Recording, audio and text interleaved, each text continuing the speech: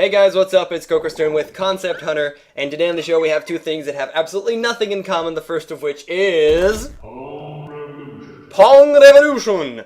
First of all, two things that annoy me with this game. There's the lines, they're distracting, I know it wants to give it this arcadey look, but it's annoying as hell. And second, the menus are weird and don't really work. But when it does work, it's pretty cool. And first of all, as you can see, I'm moving both the top down and left right and controlling everything. So that makes it more interesting. But as you can see right now, suddenly there's like bricks that you need to destroy. And now there's two balls. And there's all kinds of things happening, which make me need to focus, and it's hard to concentrate on talking as well as not talking. But what I wanted to say is I reduced the sound for myself at least. What they do so well is you see the timer. That's 2 seconds, 1 second, and done. What makes Pong a horrible game is that it's boring as hell very, very quickly. It just gets boring. And the way that they combat this with this game is that they just do it very, very well, is keep it fresh. And every time you screw up, well, when you screw up you start over, but every 10 or so seconds, or 13 seconds that it just started, you start up anew, and there's new stuff happening, such as there's new power-ups that you can get, or maybe there's things on the screen that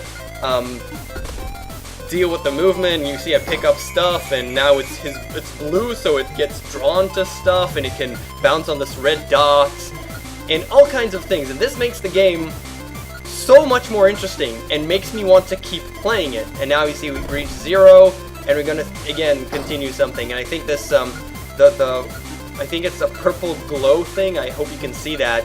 It actually, it draws it in, or pulls it away, and the blue means it also, it draws into each one of those, and it just makes the game interesting, and makes you want to keep playing it. And if it hits the red dot, then it moves a lot faster all of a sudden.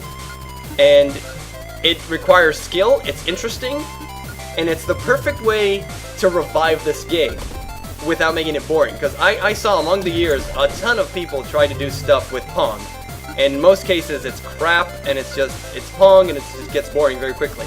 And this one I actually played for a while, because it's fun, and it takes it takes skill, it takes your focus, it keeps you on your toes, keeps making different things happen. And it's good in that way. It's really, really good. Now I'm gonna let it die if I'll manage to do so. It gets close to the bracket, so I can't actually lose, but I'm gonna try and make it lose. Can I even? There you go. And finally I lose. And aside from that, there's also mind control, which is kinda stupid. And it also relates to, I mean, I get the joke, but it's such a weak joke that I don't really like it. And with the addition of that, the lines are distracting as hell. The music and the fact that the menus don't actually work that well is kind of annoying. Other than that, I really like the basic concept of getting an old game back, but doing it very well. They combat the main thing that makes Pong boring or a bad game. They keep it fresh, and they keep changing it up. And that's really well made in this game. Other than that, there's a couple of issues, but it's fun, and I enjoyed it. And mind control, well done. Yes, I'm controlling it with my mind. Anyway, we're going to go to our second game of today. It's called Daymare Cat. And this one doesn't really have too much in terms of actual gameplay. It's very, very simple. It's a sort of a platformer, but not even that, as it's just barely has any elements of platforming. And it's just a nice experience. Even though it has almost no gameplay elements, it's a nice experience. And the way that I enjoyed it to the extent of wanting to show it to other people. And I feel that it's an experience worth having. You're in this dystopian kind of, I don't know if it's dystopian, you're in kind of this really weird city, I'd say, and you have to learn what you can interact with and what you can't, what kind of doorways you can get through and whatnot.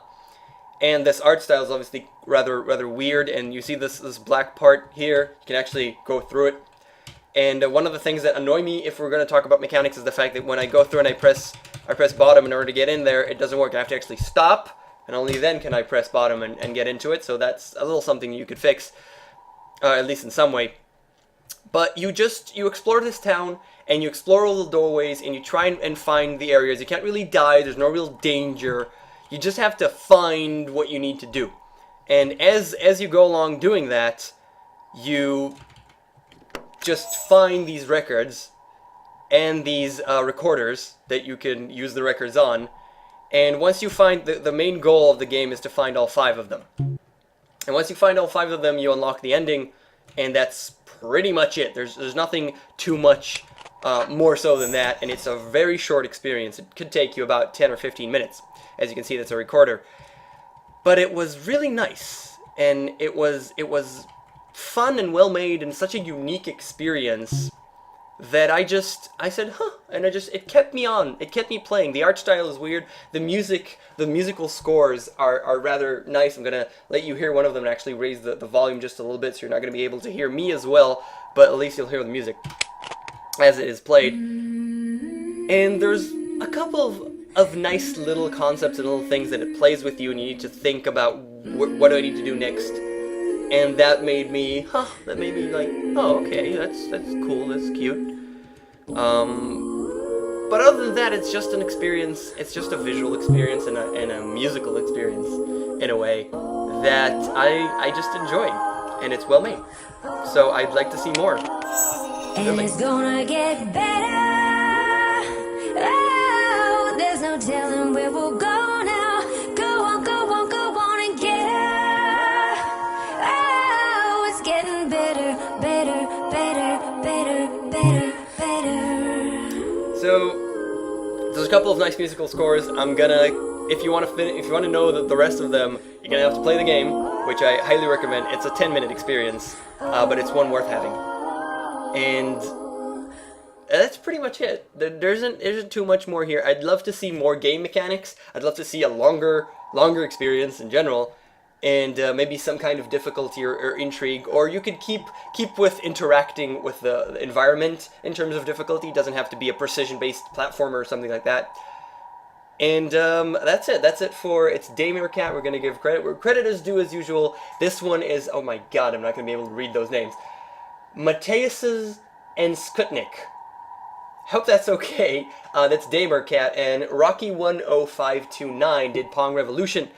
So those are the 2 games for today. Thanks a lot for watching. I would very much appreciate it if you subscribe if you like these videos, and I'll see you guys next time.